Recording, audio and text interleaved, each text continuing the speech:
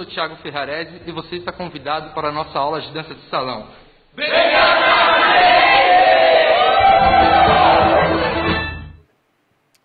É isso aí, família. Vocês acabaram de ver aí o VT do nosso amigo aqui, o nosso convidado Thiago. Então, sem mais delongas aí, o Thiago Ferrarese com vocês aí, representando dança aqui com a gente.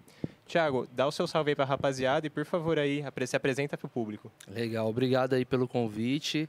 Sou Thiago Ferrarese. Agradecer toda a produção aqui da equipe hoje, né? O empenho de todo mundo. A galera aí tá desde cedo produzindo esse podcast, aí, esse bate-papo.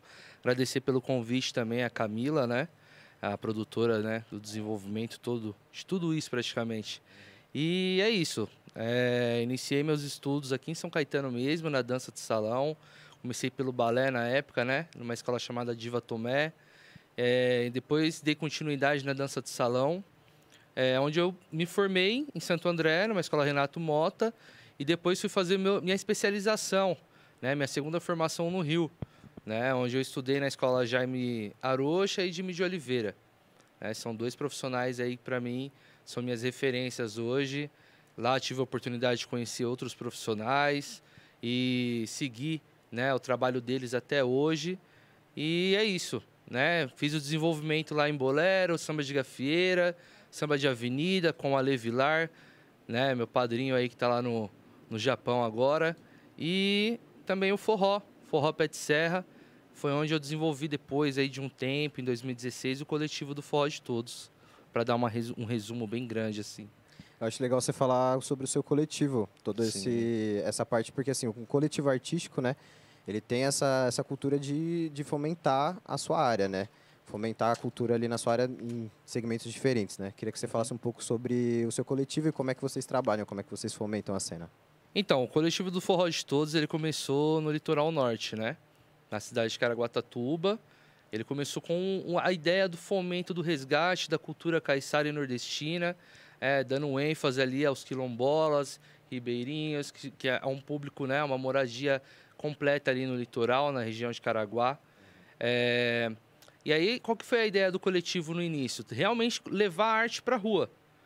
Fazer com que, ao invés de a gente esperasse o público procurar a arte, né, que é uma região que ainda assim está em desenvolvimento, litoral, a gente pensou na proposta de levar a cultura para a rua, né? E aí, através do forró Pé de Serra, né, com ênfase nas bandas e nas manifestações culturais regionais ali. Então, a gente tem puxada de rede, a gente tem samba de roda, a gente tem maracatu, entendeu? Então, é um misto. Com isso, a gente uniu alguns profissionais, né?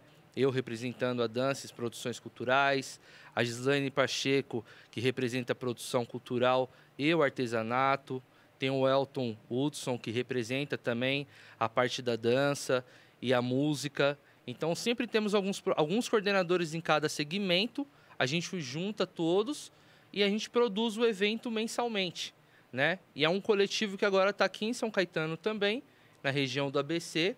Já teve outras participações em outras cidades também do Brasil, mas a gente está com foco agora de trazer toda essa cultura para cá, entendeu?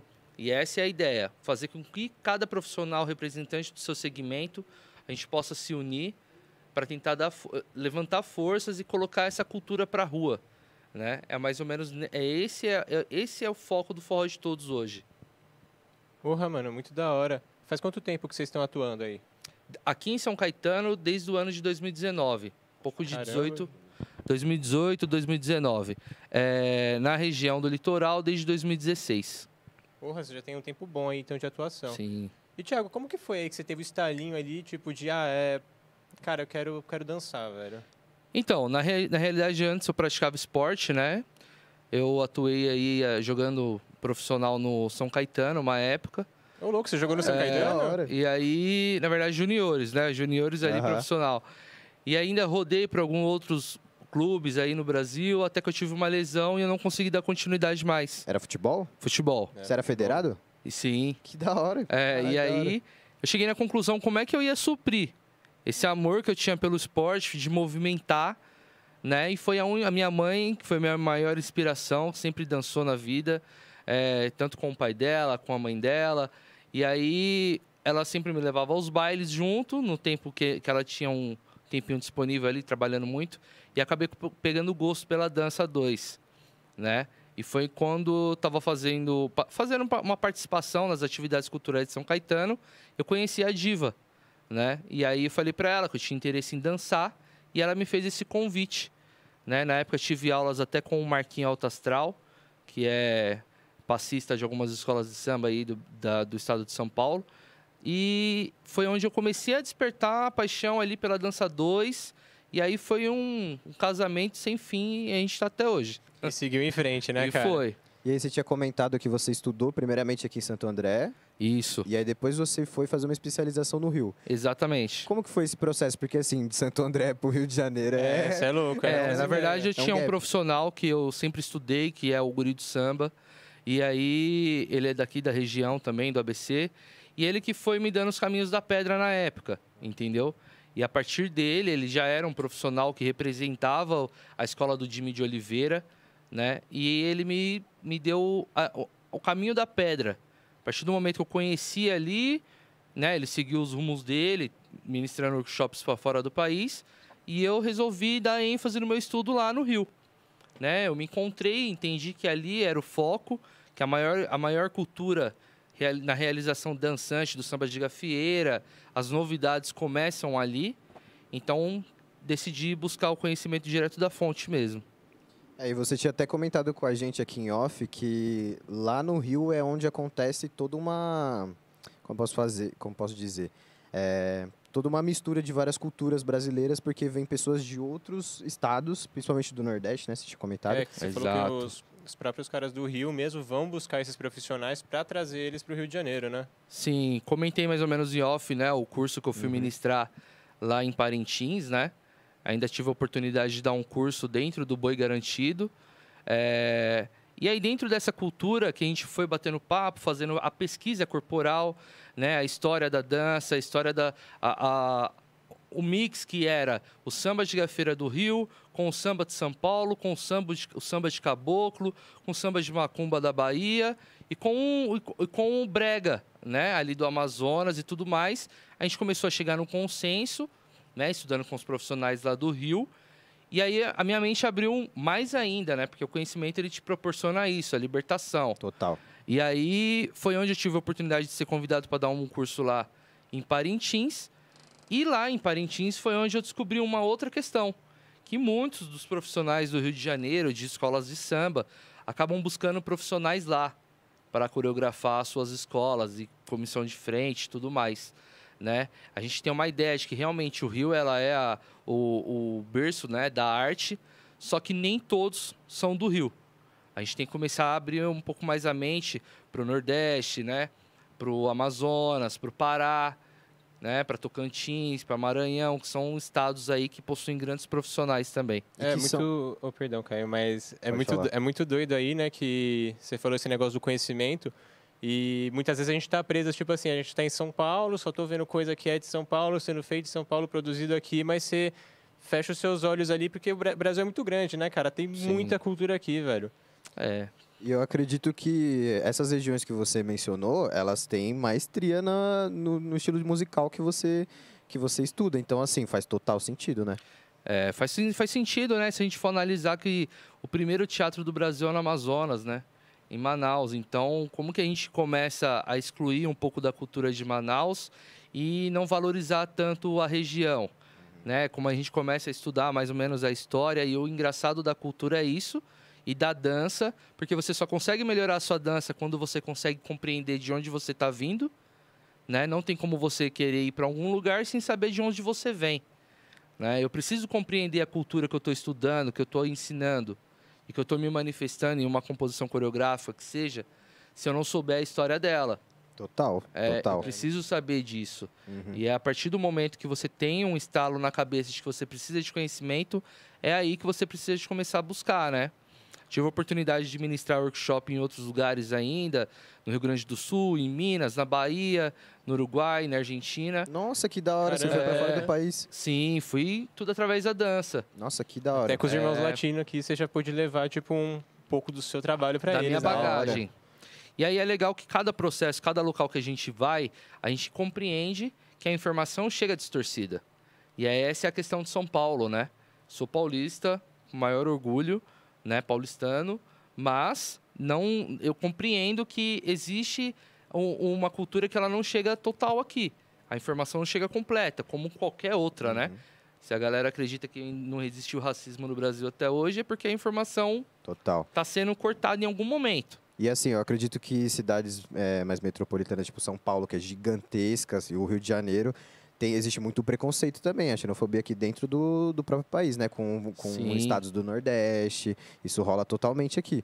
Preconceito de brasileiro com brasileiro, né, mano? Total. A gente estava até trocando ideias disso em off também, a questão da xenofobia. Você estava me contando que alguns países e alguns estados tomaram posse de coisas que não são deles e, tipo, se apropriaram, né? Se apropriaram dessa cultura. Queria até que você falasse um pouco sobre isso.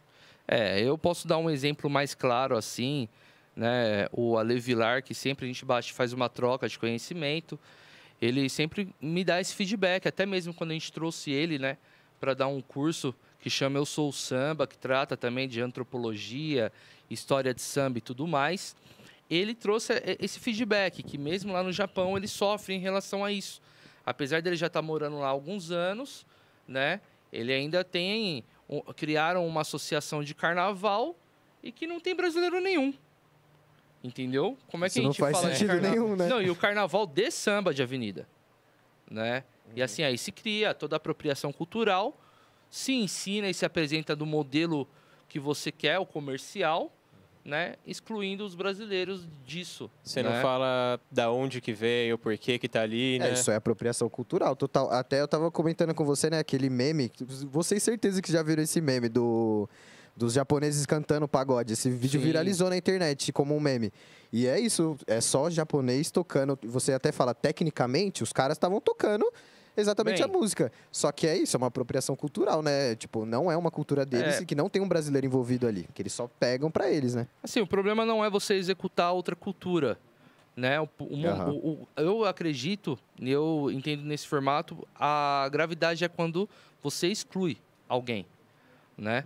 Então, nesse formato, como é que você cria uma associação sem você ter pelo menos um brasileiro? Você está executando uma cultura que você não tem conhecimento. Sendo minoria também ali dentro é complicado, né? Exato. Porque a cultura vem daqui, né? Sim, é por ser minoria que existe esse tipo de situação política, né? Total. Mas a xenofobia ela não ocorre só lá no Japão, na situação dele, né? Existe ainda o fato do paulista não dançar o samba de gafieira como o carioca, do forró de São Paulo não ser o mesmo do forró do Nordeste, né? Do forró do Nordeste não ser o mesmo que o forró do Pará e de Manaus, que já tem uma pegada mais brega, entendeu? Então, existe esse mix por falta de conhecimento, de compreender que manifestação cultural, cada um se expressa dentro da sua cultura regional. A gente precisa de respeitar essa questão. São variedades do formato da dança, mas a manifestação e a variedade da manifestação corporal é isso. Tem que ser respeitada. E a partir do momento, né, que você está negando aquela raiz ali, da onde que veio lá do... Negando as pessoas que criaram aquilo, elas não são acreditadas no negócio que você está fazendo, Total, e a gente estava até falando sobre uma questão de esse estilo musical ter muitas referências e vir da cultura das religiões brasileiras, que são muito julgadas, né? E a gente estava falando sobre todo esse formato do carnaval ser comercial e a raiz ser o candomblé, a umbanda, e o pessoal meio que deixar isso de lado, né? Porque igual você estava dando alguns exemplos de que, acho que era a entrada do carnaval, né? Que você estava falando. Os toques, né? Os aguerês das escolas de samba, das baterias. Geralmente, algumas escolas de samba têm alguns orixás de base nos toques, né? O toque da salgueira é o toque de Xangô, no candomblé. O toque da Portela é o toque de Oxóssi, o toque de Inhaçã é o da Mangueira, né? Mas isso sempre muito mais para o Rio, porque quando trouxeram o carnaval para São Paulo, ele sofreu uma modificação. Até para comerciar ele mais. E até mesmo na época, por causa da lei de vadiagem. Né? Sim. Não era possível, né, a manifestação cultural Entre que a polícia militar entrava nos terreiros e nas escolas de samba e chutavam tudo que era ibás de santo e tudo mais. Certo. Né? E aí a gente se pergunta o que isso relacionou na dança. Né? Durante muito tempo a gente não pôde se manifestar na dança da maneira real. Né? E aí entra um pouco nessa questão de que a galera que geralmente tem um preconceito sobre o carnaval frequenta um barracão de escola de samba e coloca um bando de candomblé como demônio. Mas ela não sabe que ela está dentro de um barracão. Exato. Era esse o ponto, né? Tipo, quando é algo bonito como o carnaval, né? Eles só querem aquele formato comercial e ignoram a cultura daquilo, né? Porque, por exemplo, a gente estava até falando que o pessoal aqui dentro do Brasil tem muito preconceito com isso. Até o Vitão estava falando, preconceito de brasileiro contra brasileiro. E eles excluem essa parte porque, tipo, eles não frequentariam o lugar se eles soubessem disso, né? Mas é isso que eu acho muito doido, né? Porque os caras, eles frequentam o lugar, tipo, eles estão lá, só que pra eles o problema é eles saberem, tipo, qual que é a brisa do negócio, de onde que vem, porque se eles souberem, eles não frequentam mais. E aí que a gente começa a trazer um outro lado do porquê que as escolas de samba, nos seus temas anuais, eles levam e esfregam na cara a realidade. Sim. É um momento de manifestação. Total. A gente precisa de colocar algumas coisas abertas, né? Entendeu? É necessário, às vezes, você colocar um Jesus Cristo em forma de uma criança carioca cheia de tiro. Pra gente colocar na cara da população escrachar, né? que aquilo acontece. Porque se não for nesse formato, não tem voz. Total. Entendeu? Total. E aí é necessário que a pessoa que está assistindo compreenda de onde que ela está vindo. Né? Esse é um mix da cultura inteira e que chega pra gente na dança. É importante que os professores, sempre quando eu vou dar algum curso de formação, eu passo isso. Cara, estuda um pouquinho da história do que você está dando aula. Ensina e coloca para cima. Traz essa questão da história primeiro, para que a história não seja esquecida, entendeu? E a gente, no futuro, não venham cometer novos erros em relação a isso, né? O profissional que se formar, que tiver essa noção da história, da dança, de toda essa influência política em cima dela, vai conseguir que os próximos profissionais deem continuidade com mais facilidade. E a arte passe a ser valorizada, né? Total. Aí, Thiago, eu queria que você falasse agora, você até citou um pouco, mas eu queria que você falasse agora sobre suas referências diretas, assim, na dança. E como é para você, eu acredito, né, que depois de anos trabalhando com esse segmento e como professor, você se tornando, né, a referência para muitas pessoas. Tenho certeza que para os seus alunos você se tornou uma. A busca constante é se tornar referência em algo, né? Seja na produção cultural, seja na dança de salão. Eu acho que a referência vai muito além do comportamento dançante, mas é comportamento de posicionamento político, o comportamento em relação à sociedade, de educação, de bons modos e a valorização da cultura em si e a valorização da nossa história artística e cultural, né? Cara, é isso que eu tento sempre procurar ser como referência, né? É lógico que quando a gente está num processo de aula para profissionais, é um modelo, se não é para profissionais, é para pessoas como uma atividade mais despojada, do dia a dia. Até um exercício, né? O pessoal deve procurar muito por isso. Como uma terapia ocupacional, a maioria das vezes. Mas é sempre importante você ser referência em algo, principalmente profissional, né? E eu tenho como base, sempre foram pessoas muito detalhistas, né? Então, que sempre levaram a dança à frente. A minha maior referência, independente de movimentação artística ou não, é minha mãe, né? Porque é ela que me trouxe o amor pela arte e a disciplina. Então, esse é o primeiro comportamento que eu sempre quis desenvolver e fazer com que os próximos profissionais respeitassem os mais velhos em relação à dança. Os outros profissionais que eu tenho como referência sim o Jimmy de Oliveira, que é do Rio de Janeiro, o Jaime Arocha, por todo o seu contexto histórico e de desenvolvimento, o Alexandre Vilar, que é para mim, uma referência no samba no pé, de estudo, de busca pela a valorização e tudo mais. Tem alguns outros profissionais, eu admiro demais o Caio Monatti, que é um profissional do Rio de Janeiro, e para mim o profissionalismo que ele coloca no formato como ele leva a profissão dele, para mim é exemplar. Cara, de profissionais poderia ficar falando bastante, muita mas eu acho referência, que... Não, mas você já passou as suas referências. Sim. Thiago, mano, queria agradecer muito de você ter colado aí. Foi muito da hora o nosso bate-papo. Eu queria que, agradeço. antes da gente finalizar, queria que você vendesse seu peixe aí, né, mano? Fizesse seu jabá, onde o pessoal te Onde encontra. a gente pode estar acompanhando aí o seu trabalho, até o do coletivo, Sim, onde com você faz certeza. parte. Coletivo é fácil de encontrar, é Forró de Todos. Né? Você encontra tanto no Facebook quanto no Instagram, Forró de Todos. O meu Instagram é Thiago, com TH, Ferrarese, com 2E. Mas encontrando o Forró de Todos, você vai me encontrar lá também, que vai estar Fechou. mais fácil de encontrar. Propaganda que eu tenho para fazer, na realidade, é que quem nunca participou de uma dança 2, ou quem nunca pisou dentro de uma escola de samba, que pise. Total. Essa é a dica que eu tenho para dar.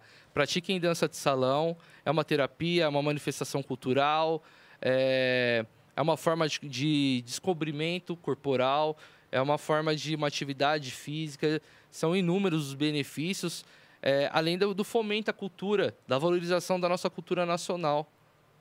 Tá? Da hora demais, Thiago, mano. Obrigado por ter colado. Thiago, muito agradeço, obrigado aí pela obrigado mesmo. presença, viu? Pessoal de casa aí, salva de palmas aqui pro Thiago. Aí. Dá o papo aí, Vitão. Qual é o nosso próximo passo aí na nossa live? Agora, pessoal, a gente vai estar puxando aí... Vamos estar encerrando aqui a entrevista com o Thiago. E vamos estar puxando aí agora mais um VT ali para você assistir aí da sua casa. E voltamos logo, logo com mais um artista aqui.